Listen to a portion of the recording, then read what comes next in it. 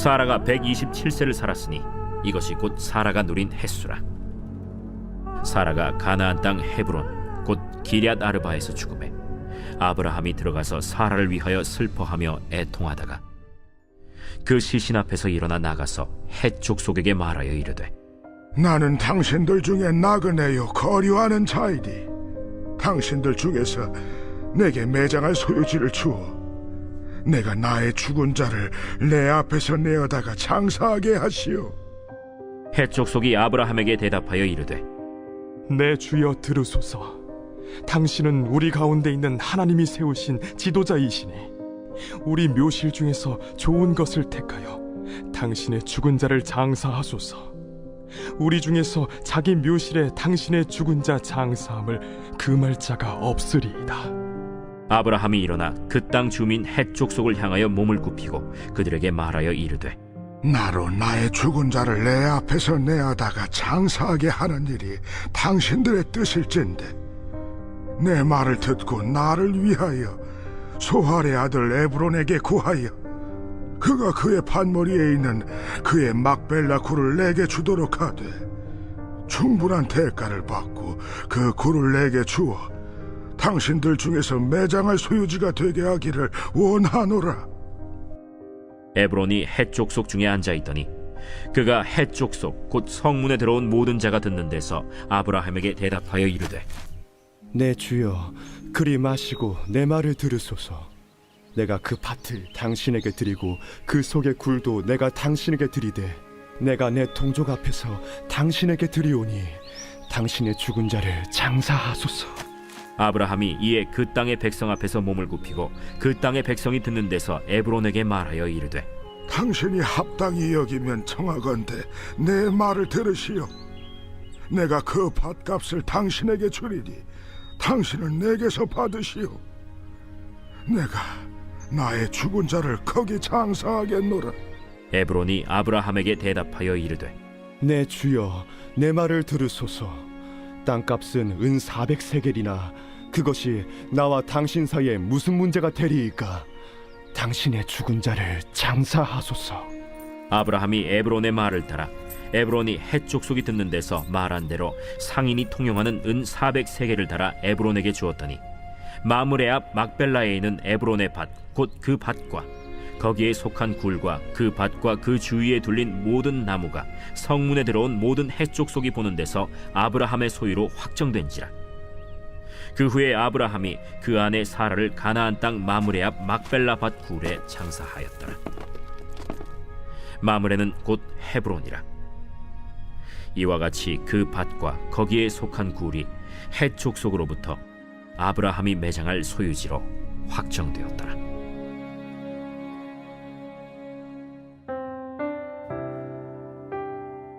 (2026년 4월 10일) 함께 묵상할 말씀은 창세기 23장 1절에서 20절 약속이 묻힌 곳 막벨라 굴입니다. 오늘 본문은 아브라함의 아내 사라의 죽음으로 시작되게 되죠. 오늘은 사라의 죽음보다 아브라함이 구입하게 된 이 막벨라 굴에 초점하여서 말씀을 진행해 보려고 합니다. 아브라함은 이방인이었습니다. 자신의 고향이 아닌 다른 곳에 하나님의 절대적인 인도하심으로 이곳에 가나안 땅에 살게 되었죠. 가나안 땅에 살게 된 지 약 42년 정도 흘렀을 때 아내 사라가 죽게 됩니다. 그리고 그의 시신을 매장해야만 했죠. 그런데 그에게는 그의 소유의 땅이 없었습니다. 그때 아브라함이 헷 족속 앞에 나아가 에브론에게 매장할 수 있는 땅을 구하게 됩니다. 에브론이 아브라함에게 이야기합니다. 11절입니다. 내 주여 그리 마시고 내 말을 들으소서. 내가 그 밭을 당신에게 드리고 그 속의 굴도 내가 당신에게 드리되 내가 내 동족 앞에서 당신에게 드리오니 당신의 죽은 자를 장사하소서.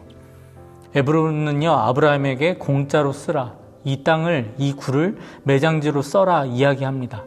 그렇지만 아브라함은 공짜로 받으려고 하지 않고 값을 지불하려고 합니다. 그러자 방금 전까지 공짜로 주겠다던 에브론은 조금 이해할 수 없는 듯한 이야기를 우리에게 하고 있습니다. 15절에 보시면 땅값은 은 400세겔이나 방금 전까지 주여라고 고백을 하며 공짜로 주겠다던 사람이 슬쩍 액수를 공개하게 됩니다. 은 400세겔을 말이죠. 그리고 그 액수를 아브라함은 지불하고 그 땅을 사고 막벨라 굴에 장사를 하게 됩니다. 창세기 23장은 신학적으로 굉장히 중요한 장입니다. 본문을 보시면 아시겠지만 몇 가지 의문점들이 생기게 되죠.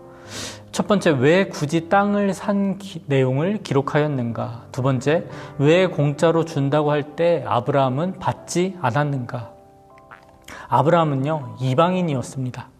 그곳에 오랫도록 살았지만 이방인이었습니다. 땅을 구입한다? 이것은요, 쉬운 문제는 아니었어요. 그런데 에브론이 땅을 공짜로 준다고 합니다. 당시 고대 시장 경제 문화에서는요, 값을 먼저 제시하기 전에 예의를 차리고 상대를 세워서 기분 좋게 해준 뒤에 그 다음에 가격을 제시했다고 합니다. 에브론도 그랬습니다. 일단 예우를 차립니다. 상대방을 최대한 세워줘 기분 좋게 합니다. 동시에 자신이 원하는 가격을 슬그머니 제시하고 있죠.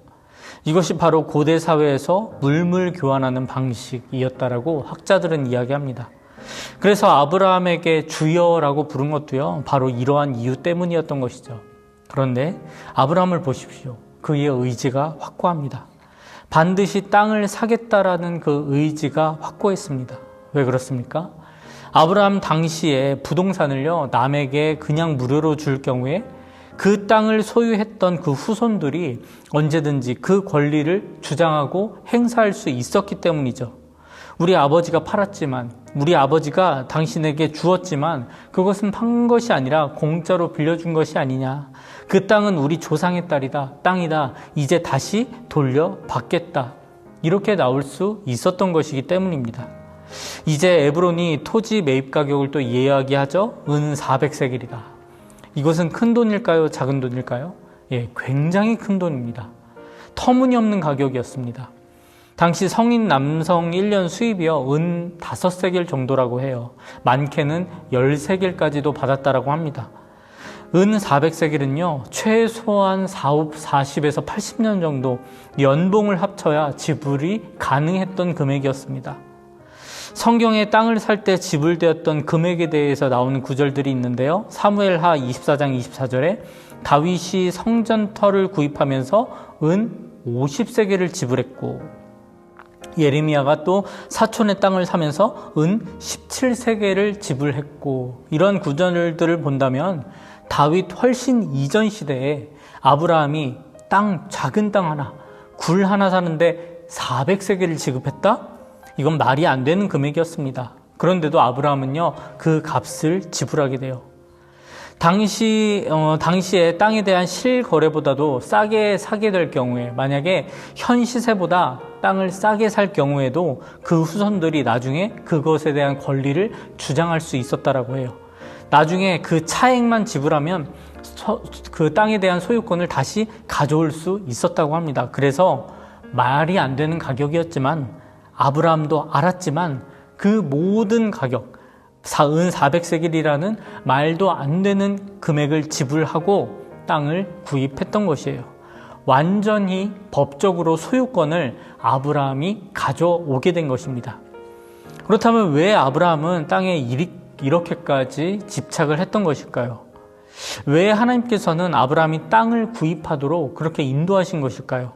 이것이 바로 하나님의 섭리였습니다. 아무것도 아니었던 아브라함을 선택하신 하나님, 너로 큰 민족을 이루겠다. 약속을 하나 주시고 떠나라고 말씀하셨었죠.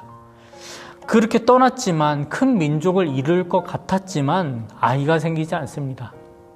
하지만 아이가 생기게 되고 또 실수하기도 합니다. 어제 본문에서도 시험을 받게 되었죠. 많은 일들이 일어났습니다. 여러 일들이 생기면서 세월이 흘렀습니다. 그리고 아내가 죽게 되고 땅 또한 사게 됩니다. 가나안 땅의 조그만 귀퉁이 땅을, 아주 작은 땅을 사게 되었어요. 그런데요, 이 땅이요, 후에 아브라함 후손들이 모세를 통하여서 다시 돌아오게 되는 그 땅이 되게 됩니다.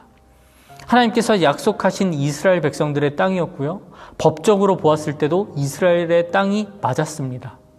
가나안의 아주 작은 땅을 샀지만 결국 전체 이스라엘 백성들 전체가 이 땅을 차지하게 되고요. 그리고 이 땅에서 다윗 왕국이 출발하게 됩니다. 후에 다윗의 자손 예수 그리스도까지. 이것이 바로 하나님의 일하심이라는 것이죠. 아담에서 아브라함으로, 막벨라굴로 다윗으로 예수 그리스도까지. 그리고 오늘 본문을 묵상하고 있는 우리 성도님들까지 그 하나님의 모든 계획하심과 인도하심과 섭리하심 안에 있다라는 것입니다. 하나님께서는요, 정말 큰 그림을 그리고 계세요. 우리의 관점, 우리의 시선 너무나도 다르죠. 그것 이상으로 일하고 계십니다. 그런데 우리는 하나님을 다 알고 있다라는 착각에 빠지기도 해요. 하나님의 작은 부분, 그 작은 부분을 보았으면서도 나는 하나님을 다 알고 있어 라고 이야기할 때도 있습니다. 때로는 너무나도 답답하여서 하나님은 나를 위해서 일하지 않으신다. 하나님은 멈춰 계시고 하나님은 일하지 않으신다라고 생각할 때도 있습니다. 그렇지만 그렇지 않다라는 것이죠. 일하고 계십니다. 하나님은 살아 계시기에 지금도 일하십니다. 어제도 아브라함이 다음날 아침 일찍 나귀 위에 안장을 지었던 것, 그렇게 순종할 수 있었던 것 무엇이었나요? 아브라함은요, 하나님과 깊이 교제했습니다. 하나님을 더 깊이 만났고 교제하며 신뢰할 수밖에 없는 분이라는 것을 깨달았던 것이죠. 그래서 그 시험, 순종은 고통과 시험이 아니라 이것은 나에게 은혜가 될 것이다. 은혜였다라는 것을 어제 본문을 통해서 우리가 함께 묵상했었습니다. 우리는요, 이 땅을 살아갈 때 너무나도 우리 중심적으로 살아가고 있는 것 같습니다.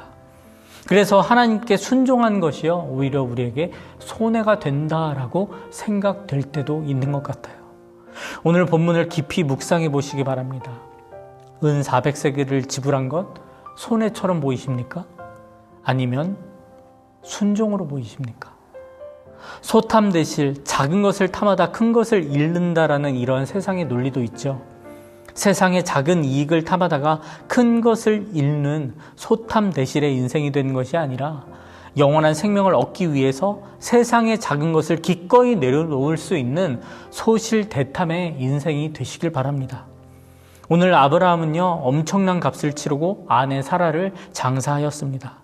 그런데 그 무덤은요, 끝을 알리는 마침표가 아니라 하나님의 비전이 시작되는 또 다른 전환점이었고 시작점이었다는 것을 기억하시기 바랍니다. 오늘 우리도 나의 삶의 자리에서 썩어 없어질 세상의 욕심과 가치를 좀 내려놓고 영원한 하나님의 나라를 심는 순종의 믿음을 올려드리는 그 결단을 하나님 앞에 올려드리시길 바랍니다. 오늘 우리가 심은 작은 순종이요, 하나님의 또 새로운 시작이, 또 새로운 역사가 시작되는 시작점임을 기억하시기 바랍니다. 하나님의 약속의 시작, 오늘 우리의 순종이 그 막벨라 굴이 될 것입니다. 오늘도 그 순종의 열매와 부어주시는 은혜로 살아가시길 주님의 이름으로 축원합니다. 기도하겠습니다. 하나님 감사합니다. 오늘 하나님의 섭리를 깊이 묵상하여 봅니다. 가나안에서 정말 보잘것없던 그 작은 땅, 하지만 이스라엘 백성의 민족의 땅으로 다윗 왕국의 출발로 예수 그리스도까지 이어지는 하나님의 계획하심과 예비하심과 일하심을 우리가 묵상하며 주님을 찬양하며 나아갑니다. 하나님은 크신 하나님이십니다. 나를 위한 계획도 우리는 알 수 없지만 너무나 크고 위대하다라는 것을 믿으며 순종하며 나아갈 수 있는 우리 성도님들 될 수 있도록 믿음을 허락하여 주시옵시고 은혜로 인도하여 주시옵소서. 더욱더 날마다 하나님께서 나를 통하여 일하실 수 있도록 나를 내려놓고 내 자리를 내어드릴 수 있는 그 순종의 믿음을 허락하여 주시옵시고 믿음의 자녀들 될 수 있도록 인도하여 주시옵시고 날마다 겸손히 순종함으로 나아가는 우리 귀한 성도들 될 수 있도록 인도하여 주시옵소서. 세상을 향한 순종이 아니라 하나님께 순종할 수 있도록 인도하여 주시옵시고 세상을 버리고 영원한 생명의 근원 되신 하나님 아버지를 찬양하며 오늘도 하나님의 영광으로 살아가는 우리 귀한 택함받은 성도의 인생들 될 수 있도록 인도하여 주시옵소서. 그렇게 인도하여 주실 줄 믿사오며 감사드리며 예수님의 이름으로 기도드립니다. 아멘.